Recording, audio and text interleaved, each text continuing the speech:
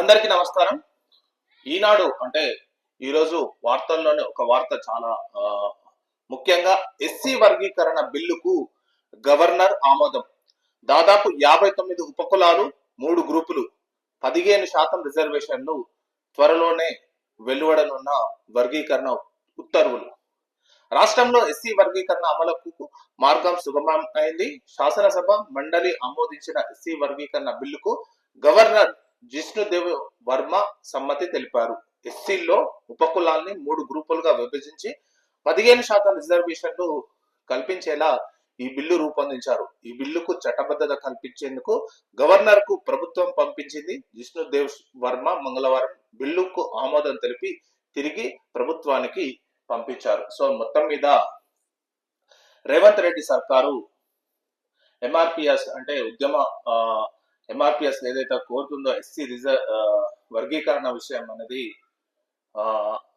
దాన్ని సక్సెస్ఫుల్ గా గవర్నర్ కు పంపించి గవర్నర్ ఆమోద ముద్ర వెలువడిన తర్వాత తిరిగి గవర్నర్ ప్రభుత్వానికి పంపించడం జరిగింది. సో ఎనీ టైం ఉత్తర్వులు వెలువడే సూచనలు కనిపిస్తున్నాయి. సో ఇది ఒక ఎంఆర్పిఎస్ కానీ మాదిగ సామాజిక వర్గం కానీ ఇది చాలా పెద్ద విజయం అని చెప్పాలి. ఎందుకంటే దాదాపు 30 సంవత్సరాల నుంచి ఈ ఇష్యూ పై నడుస్తుంది. సో దీనిపై ముఖ్యంగా ఎక్స్ టిఆర్ఎస్ మినిస్టర్ అయిన తాటికొండ రాజయ్య గారి అభిప్రాయం ఒకటి తెలుసుకుందాం.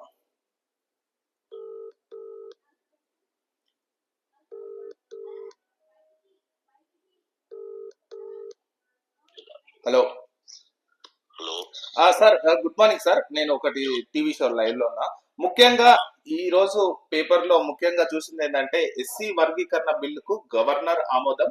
59 ఉపకులాలను 3 గ్రూపులుగా విభజించారు. సో త్వరలోనే వర్గీకరణ ఉత్తర్వులని ఒక వార్త అయితే మేజర్ గా చూసాం సార్. ఎందుకంటే మీరు ఎంఆర్పిఎస్ తోని చాలా అసోసియేట్ గా ఉన్నారు, మందకృష్ణ మాదిగకు చాలా సపోర్టివ్ గా ఎప్పటి నుంచో ఉన్నారు. కాబట్టి మీకు ఇప్పుడు మాదిగ సామాజిక వర్గ ఉద్యమం ఇంకా దీంతో సంతోషపడతారా సార్? మీ అభిప్రాయంగా చెప్పండి ఒకసారి. సో తప్పకుండా ముందుగా మరి వింటున్న వాళ్ళందరికీ చూస్తున్న వాళ్ళందరూ కూడా నా యొక్క నమస్కారాలు. ఎంఆర్పిఎస్ 30 సంవత్సరాల సుదీర్ఘ పోరాటం చేసి పదుల సంఖ్యలో బిడ్డలు అసలు బాసి అమరవీరులయ్యారు.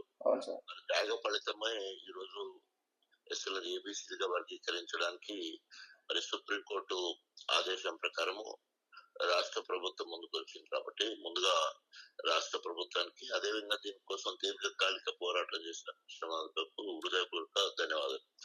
అయితే మనం అనుకున్నాము చాలా గొప్పగా జరుగుతుంది అనుకున్నాం, కానీ ఇంకా కొన్ని అశాస్త్రీయంగా కొన్ని ఎదిగిన కులాలు ఏ గ్రూప్ లో ఉండడం, తర్వాత కావాలని బి గ్రూప్ లో కొంత జనాభాను తగ్గించే ప్రయత్నం అట్లా జరిగింది. అయినప్పటికీ మరి ఇక దీంతో తృప్తి పడక రాబోయే రోజులలో మరి మనము 18% 18 to 19% పాపులేషన్ ఎస్సీ పాపులేషన్ ఉంది.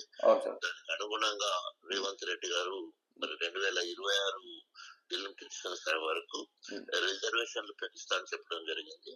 సో ఆ రకంగా రిజర్వేషన్లు ఇంకా పెరిగేది ఉంటే, ఎస్సీ రిజర్వేషన్ పెరిగేది ఉంటే మరింత మేలు జరిగే అవకాశం ఉంటుంది. సో ఎంఆర్పిఎస్ ఉద్యమంలో వ్యవస్థాపక అధ్యక్షుడు కృష్ణ మాదిగతో పాటు వరంగల్ బిడ్డగా ఒక డాక్టర్ గా మొదటి నుంచి కూడా నా రాజకీయ అరంగేట్రమే దండోరా. సో ఆ రకంగా కులంలో గొప్పగా కుల అస్తిత్వాన్ని, కుల ఉనికిని, కుల ఆత్మగౌరవం కోసము నేను సైతం మాదిగల కోసం అన్నట్టు ముందు వరుసలో ఉండి ఆనాడు పోరాటంలో పాల్గొనడం జరిగింది. ఆ సిరిసిల్లాలోనే మరి రాజకీయాలకు రావడమే కాకుండా ఉప ముఖ్యమంత్రి వరకు ఎదగడం, 4 సార్లు వరుసగా ఎమ్మెల్యే గెలవడం, తర్వాత అన్నిటికంటే ముఖ్య సంఘటన బిఆర్ఎస్ పార్టీ అధికారంలో ఉన్నప్పుడు నేను ఉప ముఖ్యమంత్రిగా ఉన్నప్పుడు ఎస్సీలను ఏబిసీలుగా వర్గీకరించాలని అసెంబ్లీలో ఏకాగ్రీగా తీర్మానం చేసి ఢిల్లీకి పంపించడం జరిగింది. సో కేసీఆర్ గారు మరి గొప్పగా బాధ్యత నాకు అప్పచెప్తే ప్రభుత్వ పరంగా తీర్మానము ప్రవేశపెట్టే అవకాశం నాకు ఇవ్వడం జరిగింది. ఆ రకంగా మరి నా జీవితం ధన్యమైందని చెప్పొచ్చు. నేను పూర్వజన్మ సుకృతం. ఎందుకంటే ఆనాడు చంద్రబాబు నాయుడు టీడీపీ ఉన్నప్పుడు ఆయన తీర్మానం చేశాడు, కాంగ్రెస్ ఉన్నప్పుడు వైఎస్ రాజశేఖర రెడ్డి గారు చేశారు. బిఆర్ఎస్ పార్టీ ఉన్నప్పుడు మరి నేను చేయడం, సీఎం గారు కేసీఆర్ గారి ఆశీర్వచనలతో సహకారంతో మనం నేను చేయడం అనేది నాకు చాలా సంతోషాన్ని ఇవ్వడం జరిగింది. సరే ఇక అనేక పరిణామాల తర్వాత అప్పుడు బిఆర్ఎస్ అప్పుడు బీజేపీ పార్టీ కేంద్రంలో ఎన్డీఏ పార్టీ ఏబిసిలు చేయడానికి అనుకూలంగా లేకపోవడం, కేసీఆర్ గారు ఢిల్లీ వరకు పోయినా కూడా అప్పుడు ఏబిసిలు కాకపోవడం జరిగింది.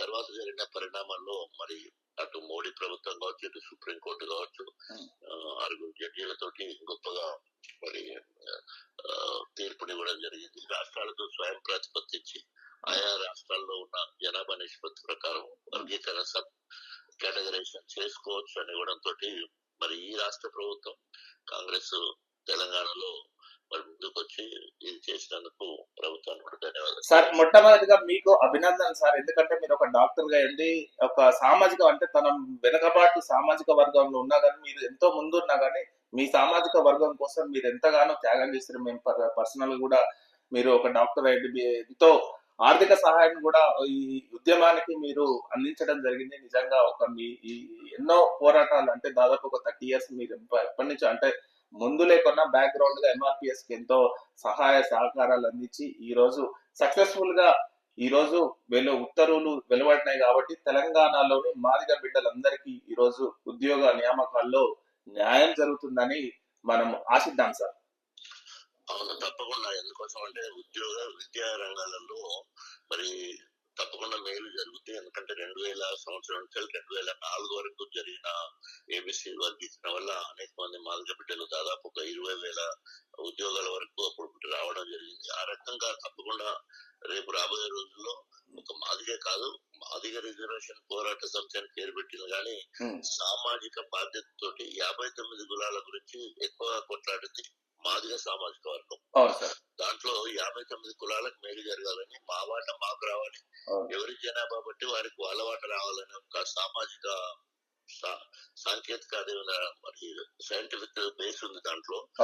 కాకపోతే కొన్ని వర్గాలు సహకరించినాయి, కొన్ని వర్గాలు సహకరించాయి. ఏదేమైనా ఈ రోజు వర్గీకరణ జరిగిపోయింది, చాలా సంతోషం. ఎందుకంటే దండోరా ఉద్యమాన్ని ఆదర్శంగా తీసుకొని దండోరాకు సంబంధించిన అనేక మంది నాయకులు తెలంగాణ ఉద్యమంలో కూడా గొప్పగా పనిచేయడం స్ఫూర్తిగా తీసుకొని ఆ రకంగా ధూమ్ధాం కళాకారులు అని మామూలుగా ఆట పాట ఎదురడం రాయడం అంతా కూడా తెలంగాణ ఉద్యమంలో ముఖ్య భూమిక పోషించిన వాళ్ళు కూడా దళితులే.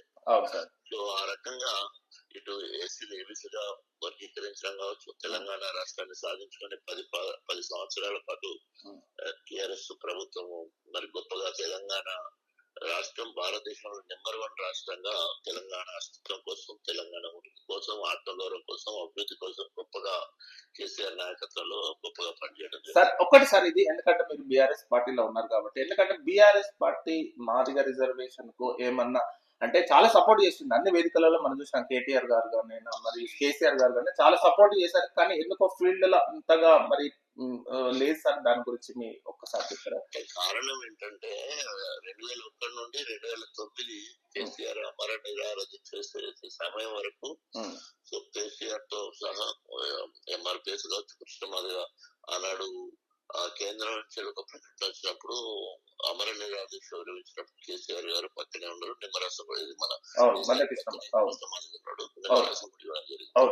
సో కేసీఆర్ గారు మా స్టాండ్ ఎప్పుడు అట్లాగే ఉండదు, కానీ మేము ఓన్లీ తీర్మానం చేసే స్థాయిలోనే ప్రజలు మాకు బలం ఇచ్చారు. చేసే బలం మాకు ఇవ్వలేదు. ఎందుకంటే అది కేంద్ర ప్రభుత్వం పరిధిలో పార్లమెంట్ లో బిల్ చేయాలి, లేదా సుప్రీంకోర్టులో ఇష్యూ ఉన్నది కాబట్టి అక్కడ కావాల్సిందే తప్ప. సో ఆ క్రమంలో కృష్ణమాదిగా అనేక సందర్భాలలో చెప్పాడు. అంటే ఎట్లెట్లా నేను ఇప్పుడు టీడీపీకి పూర్తి సపోర్ట్ చేశాను, ఏపీసీ వర్గీకరించాను కాబట్టి అప్పుడు అన్నాను. తర్వాత సుప్రీంకోర్టు పోతే ఏబీసీ కొట్టేసింది కాబట్టి అప్పుడు కాంగ్రెస్ అధికారం ఉంటే వైఎస్ రాజశేఖర రెడ్డి గారికి దగ్గర ఉన్నాను. వైఎస్ రాజశేఖర రెడ్డి ద్వారానే ఉషా మేర కమిషన్ వరకు వచ్చిందని ఏబీసీ కాలేదు. 2014 తర్వాత ఎన్డీఏ ప్రభుత్వం వచ్చింది, బీజేపీ కేంద్రంలో ఉన్నది. సో బీజేపీ అనుకూలంగా లేదు. 100 రోజులలో ఏబీసీ వర్గీకరిస్తామని మాట ఇచ్చినప్పటికీ 10 ఏళ్ళైనా కూడా దాన్ని ఊసలేదు, మాట్లాడలేదు. చివరిలో సుప్రీంకోర్టు చొరవ తీసుకున్న ఒక సమయంలో అన్ని రాజకీయ పార్టీలు, దేశంలో ఉన్న దాదాపు అన్ని రాజకీయ పార్టీలు కూడా సపోర్ట్ ఉన్నాయి. అదేవిధంగా ఇక్కడ ఎస్పెషల్లీ తెలంగాణలో ఉన్న అన్ని రాజకీయ పార్టీలు సుప్రీంకోర్టులో మరి వాళ్ళ అంటే ఏబిసిలకు అనుగుణంగా వాళ్ళ న్యాయవాదులను కూడా పంపించడం జరిగింది. అట్లాగే కేంద్ర మంత్రులు కూడా అక్కడ మోడీ ప్రభుత్వం కూడా పంపించడం జరిగింది. సో అందరి సహకారంతో ఏబిసిలు సాధించడం జరిగింది. సో కాబట్టి మనందరూ కూడా తెలుసు కృష్ణమాదిగా చివరిలో, ఎందుకంటే కేంద్రంలో బీజేపీ ఉన్నది కాబట్టి బీజేపీ కూడా దగ్గర అనే వాదన ఉన్నది. దాంట్లో ఇప్పటికీ చాలా సందర్భాల్లో కూడా వారు మాట్లాడడం జరిగింది. సో కాబట్టి ఆయన లక్ష్యం ఏబిసిలు సాధించడం కాబట్టి ఎవరు చేస్తారు, ఎవరికి చేసే బాధ్యత లేదా ఎవరికి చేసే అవకాశం ఉందో వాళ్ళ ద్వారానే ఇది సాధించుకోవడం జరిగింది. బీఆర్ఎస్ పార్టీ ఒక ప్రాంతీయ పార్టీగా చేసే స్థాయిలో లేదు కాబట్టి ఓన్లీ తీర్మానం చేసే స్థాయిలో ఉన్నది. తీర్మానం ఆ రోజు చేసినాం కాబట్టి సరే కృష్ణమాదిగా ఆలోచన ఆయన ఏమంటారు, ఆయన లక్ష్యం ఏబిసి సాధించడం ఆయనకి. సార్ ఎనీవే సార్, మీరు బిఆర్ఎస్ పార్టీలో ఉన్నా కానీ మిమ్మల్ని మాత్రం అంటే డాక్టర్ తాటికొండ రాజయ్య మాత్రం ఎప్పటికీ మాదిగ సామాజిక వర్గానికి ఎప్పుడు అండదండల నుంచి ఈ ఉద్యమానికి ఎంతో సహకరించిందన్న పేరు మాత్రం చాలా గట్టిగా ఉంది. సో దానికి మీకు ముందుగా అభినందనలు సార్. Thank you sir. ఇది ఎక్స్ హెల్త్ మినిస్టర్ మరియు డిప్యూటీ సీఎం అయిన తాటికొండ రాజయ్య గారి అభిప్రాయం మాదిగ రిజర్వేషన్ యొక్క ఉత్తర్వులు అమలులో వచ్చిన సందర్భంగా. So thank you very much.